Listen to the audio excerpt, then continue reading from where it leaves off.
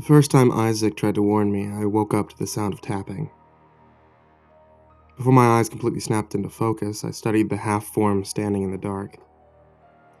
The empty bed next to mine where Isaac used to sleep, and beyond the bed, my one window. The slight movement of the moonlit curtain and the thing that looked back at me from the curtain, the dark stain of a shadow, an eclipse with a human shape. In the moment it takes my eyes to adjust, I listen to its tapping on the glass. I climb out of bed, sliding on sleepwalker's feet, a gnawing itch in the back of my mind telling me what I already knew was there at the window. I throw open the curtain. Nothing but the indifferent dark. My brother Isaac was all bony angles and mop-top hair and jeweled big eyes. He disappeared one day in late September. I remember the day clear as anything, the rumor in the leaves and air with an oncoming bite.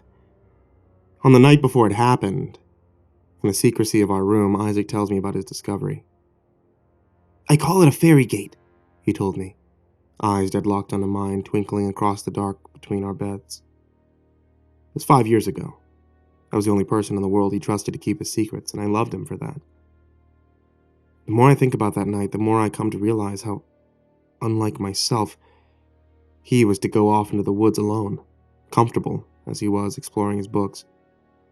He told me once that if he could, he'd build himself a fortress out of books. He would run away to that place, if he could. This was his little conspiracy. He conspired with me one more on that night. He told me about the fairy gate. He told me it was the entrance to that fortress, the trees themselves sculpted out of loose paper. I remember the last thing he told me.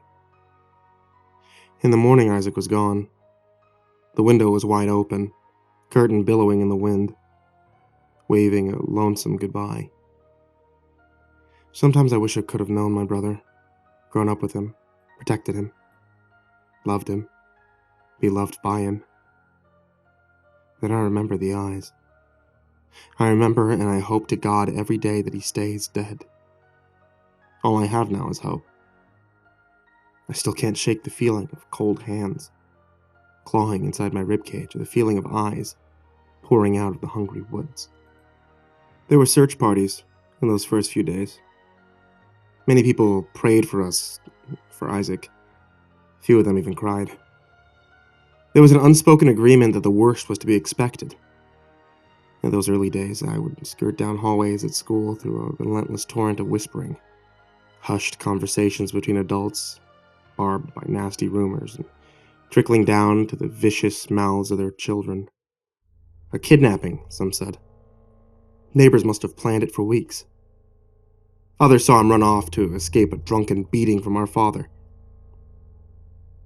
A few kids swore that he never left.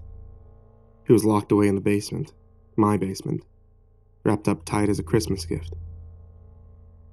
Isaac was a shadow that loomed over my house. My parents stopped speaking. To me, to each other. They just stared off into the distance. Hard lines set around their mouth. Faces carved out of marble. Footsteps ringing hollow through empty halls. Isaac came back to the window every night. I didn't try to open the curtain again, but he never stopped. The tapping had become another part of the house, something to let fade into the background and something to fall asleep to. But Isaac would not let himself be forgotten so easily. I lay awake one night when the rhythmic tap, tap, tap went still. And sudden quiet was so much more alarming just knowing it was coming from his restless dead hands. I held my breath. I waited out that silence, listening for him, for anything. I know it was a silly thing to do, but I closed my eyes. I shut myself off from the room and rested in the closet of my own body. When Isaac struck the window, my heart leapt into my throat. I went up to the curtain like he wanted. I peeled it back, a tiny knot of cracks nestled there in the middle of the glass. His voice came floating into the room from outside, crackling like static. To this day, I still try to push the words aside, but his voice still crawls into the back of my head.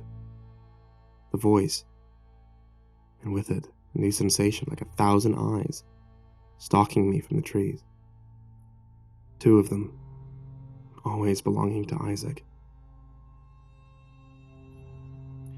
I never told my parents about the feeling in the woods. All the same, I was forbidden from going outside. The sole exception to this rule was the walk to and from school. Week after worthless week, these walks became like any other routine. There was one afternoon the sun was belting a brilliant song from a clear, cold sky. I left my mind to wander along the ghosts of leaves pressed into the sidewalk like wet hands. Something about the way the colors bled into the pavement as a final, fragile signature. The spaces in between houses getting longer the closer I got to my house, until the mailboxes became little outposts in between long stretches of trees. Every now and again, a car would roar past me just to disappear further up the road. My own mailbox came into view.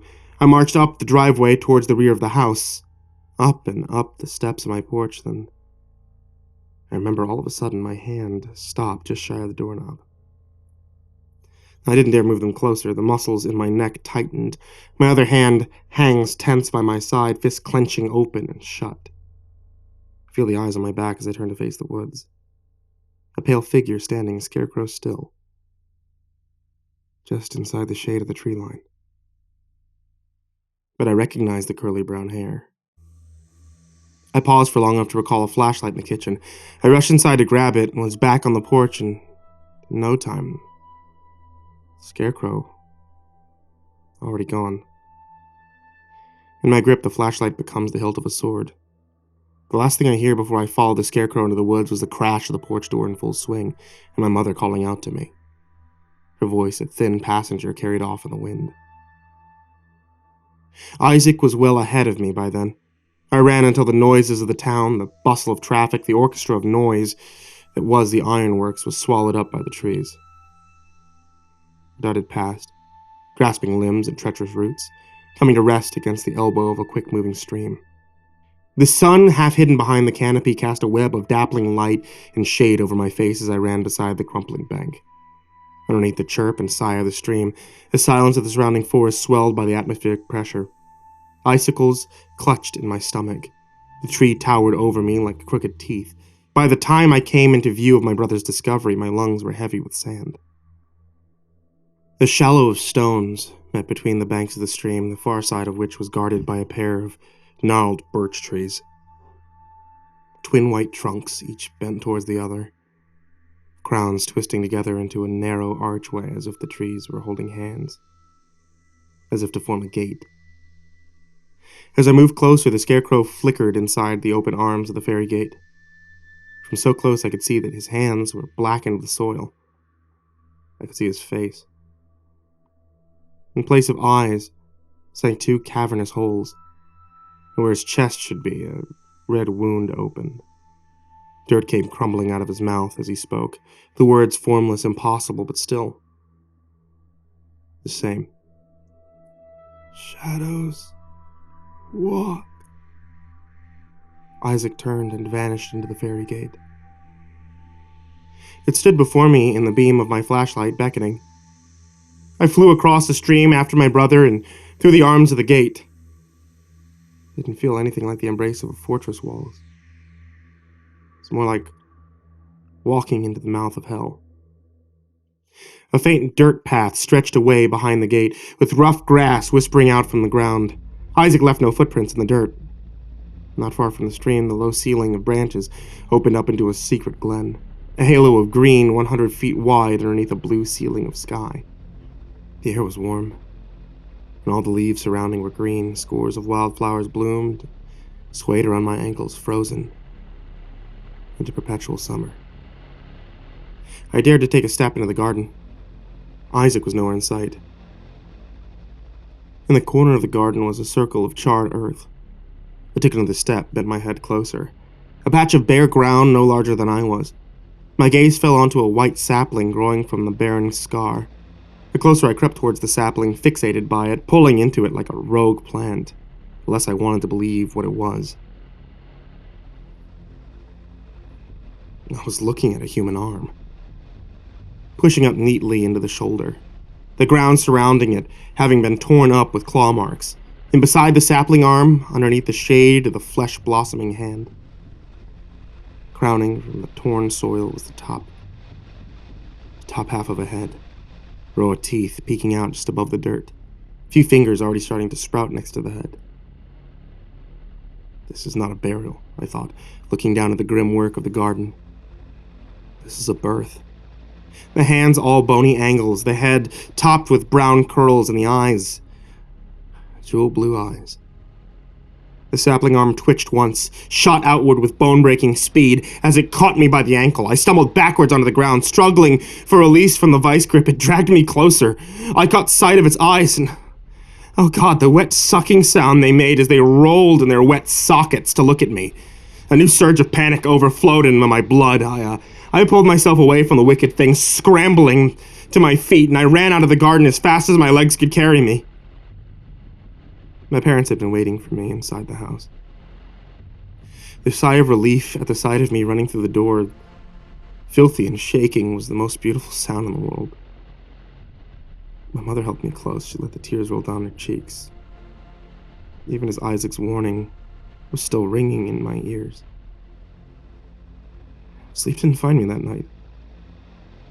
The more I thought about it, and I do think about it every night, running through the encounter over and over again in my head, the more certain I am of Isaac's last words. His true last words whispered to me through his broken mouth all those years ago. Shadows walk. You know, sometimes I dream of cold hands reaching up from the glen, fleshing into gruesome trees, paper white skin, blue veins, growing into a forest to strangle my brother's skeleton body, pushing out of the ground, out of the grinning mouth of his skull, tangled around his body like roots, around his spine and his eye sockets. But Isaac didn't return that night, or any other night. I followed the stream every day afterwards for weeks, as Isaac must have done hundreds of times before me. Now it just keeps going till the water empties out of the sharp edge of a hill. Doesn't matter how many times I double back, retrace my steps, all of a sudden unable to breathe. Stepping Stone Bridge is nowhere to be found. The ferry gate's gone. So is my brother. The only thing I can do now is wait.